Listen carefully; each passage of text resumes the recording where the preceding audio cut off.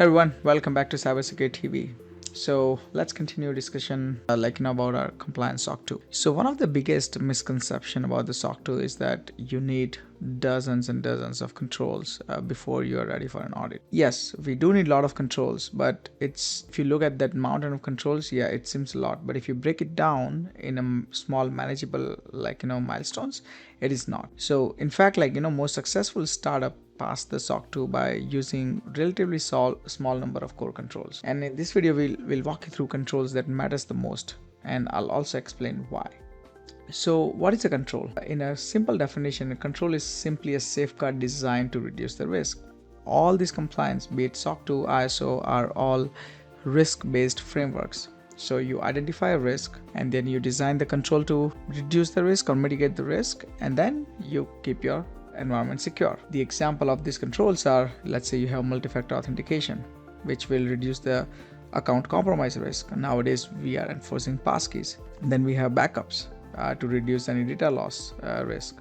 Then we have access reviews to reduce any excessive permissions. So SOC 2 isn't about implementing just any random controls. It's more of when you do the risk assessment, see what risk is not tolerable, which is not, you cannot accept, and design the controls and execute the controls which would mitigate those risks.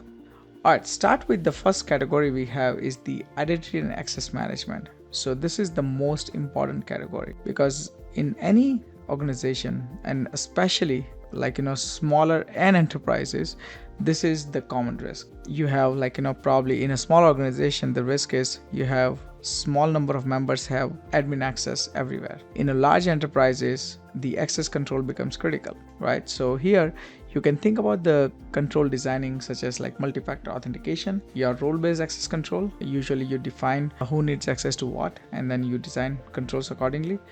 Use your provisioning and deprovisioning. When you're hiring someone, what are the access that they should have, and when especially during the deprovision, you make sure all the access is deprovisioned. Now, if you're not using a single sign-on or something, which is very rare in today's scenario, but if you are, then it becomes even more important, because otherwise you would miss deprovisioning access somewhere, and disgruntled employee can do so much harm. And then just to make sure you have done this exercise properly, you conduct the periodic access reviews. Again, this is as simple as you check who are your active people, get your critical applications. So you don't need to check for your non-critical application like your public data or something.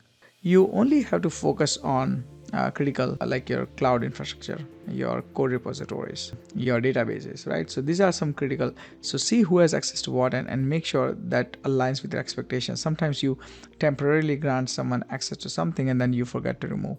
So this periodic access review should be able to catch all this.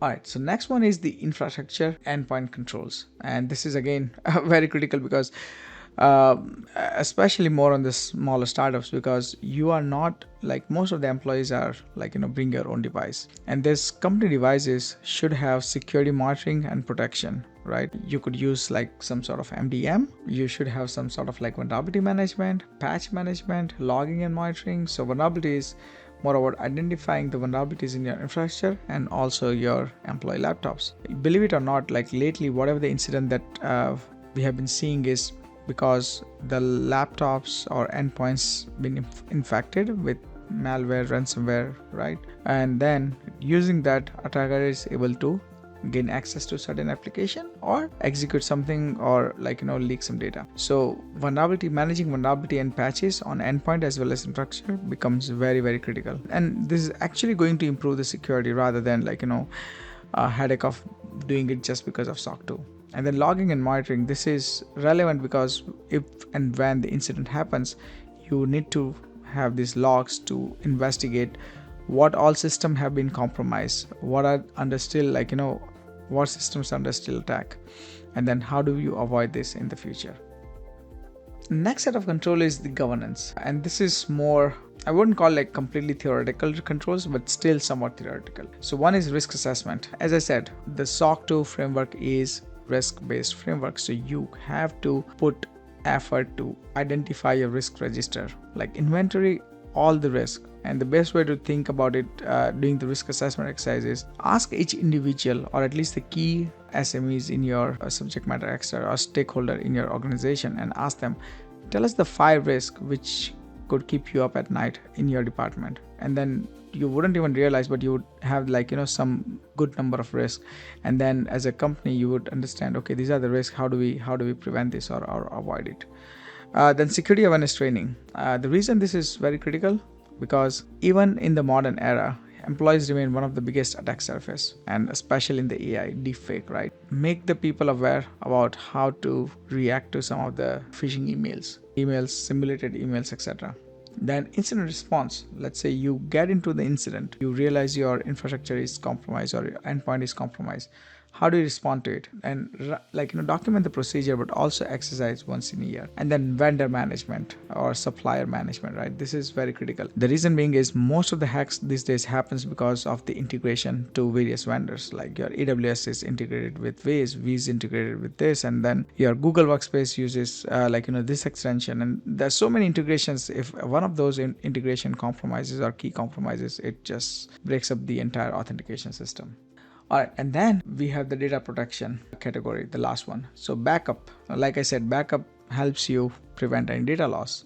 And then change management. So any changes which happens in a production network, or if you're in development to the production network environment, you want to make sure those are approved, reviewed before applied, right? This is a standard change. Like now we have a lot of AI system which does automate this kind of things, but you still want to have some human review to ensure that any code changes have gone through the human reviews before it goes to the production. All right, so which control matters the most? So if you are a startup and growing company, and you obviously have limited time and resources, so you might be wondering where to start. So the good news is not all the controls will have the same impact, and especially if you are resource constrained, then I would start with these 6 controls which you have on the screen. I would also suggest to go back to your risk assessment and figure it out which risk matters the most to you. Of course, you will categorize the risk critical, high, medium, low risk, etc. So you figure out from there which risk is the most critical, and you go from there. But yeah, if you don't know where to start, I would say start with your multi-factor access management, logging, risk assessment, incident response, and backups at the minimum. Now, what are the common mistakes that you make? The common mistake is buying the tools before you define the controls. So many organizations purchase security tools because they believe the software itself will make them compliant. In reality, tools should support your controls, do not define them. So probably start by understanding your risk and required controls, and choose tools that help you operate them effectively. The second mistake is copying control from large enterprises. So what works for a company with 1,000 employees may not make sense for a team of 10. So your control should be appropriate for your size, complexity, and risk profile. And again, as per the AICPA and the control guidance, there is no set of requirement where you have to do certain complex things. You can define your own controls as long as you and your customers are comfortable with it. The third mistake is implementing controls that nobody actually follows, right? So sometimes to please the auditor or just to please yourself, you do not want to implement a control if it's not really giving you any security insight or security help. So perhaps just forget about all of this, and then just implement the control which is actually going to help you better your security posture overall. The fourth mistake is focusing on documentation instead of execution. So having a beautiful written policy is great, but writing, essentially when I was an auditor, I would focus on one thing. So whatever you are writing, you have to prove it, and if you can prove it, you're successful. So even if you write amazing policy, but auditor want to see the evidence to support the policy is actually operating. So policy without execution provides little security value. So simple control that is consistently followed is far better than sophisticated control that nobody uses. And the most successful SOC 2 programs aren't necessarily the most complex. They are the ones that implement practical controls, ensure employees follow them, and continuously improves over the time. And as I said, auditors do not award extra point for complexity. They look for controls that are appropriate, documented consistently, and operating. Alright, so I think that's it for this SOC 2 control series. So not SOC 2 control series, but for the SOC 2 controls, like which are the most critical controls that you have to implement if you are starting. If you have, if you get stuck anywhere, or if you need help, feel free to comment down below or contact me on my email. Next week, we are going to focus on a most requested topic so far, which is, do you actually need a GRC platform for a SOC 2? And again, answer, as you always know, it depends, but we're gonna go into nitty-gritty of it, and then that will help you evaluate whether you need it or not. But until then, please check this out, provide me your feedback, and we'll go from there. Thanks a lot.